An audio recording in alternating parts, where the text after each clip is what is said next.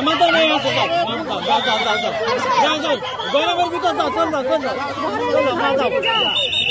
যে বক্সে দেখা যাবে, খোঁজে দেখা যাবে, মা চল যাও, মা যাও যাও, তোমরা চল যাও, চল যাও, চল যাও, আমাদের মেয়ে আছে, যাও যাও, তোমাদের মতো আমাদের সবাই মেয়ে আছে, যাও চল যাও, বলেন মতো মেয়ে আমাদের আছে, মা যাও, মা যাও, যাও যাও, মা যাও,